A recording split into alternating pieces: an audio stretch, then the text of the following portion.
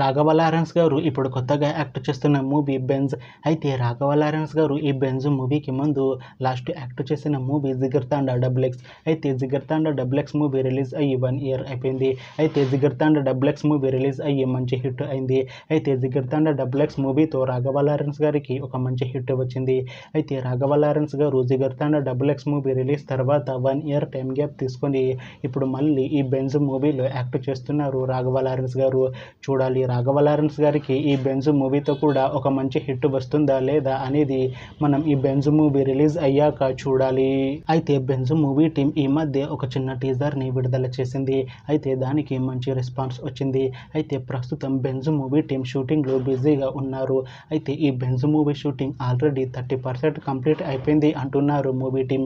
అయితే ఈ movie team మాత్రం చాలా కాన్ఫిడెంట్గా ఉన్నారు. ఈ మూవీ మంచి యాక్షన్ ఎంటర్టైన్మెంట్ హిట్ అవుతుంది అంటున్నారు. అయితే బెంజ్ మూవీని 2026లో రిలీజ్ చేసేలా ప్లాన్ చేస్తున్నారు మూవీ టీం. చూడాలి బెంజ్ మూవీ రిలీజ్ అయ్యాక మంచి హిట్ అవుతుందా లేదా అనేది మనం ఈ బెంజ్ మూవీ రిలీజ్ అయ్యాక చూడాలి. Thanks for watching this video friends. మీకు ఈ వీడియో నచ్చితే ఈ వీడియోని లైక్ చేయండి. ఇంకా ఇలాంటి మూవీ అప్డేట్స్ కోసం ఈ ఛానల్ని సబ్స్క్రైబ్ చేసుకోండి.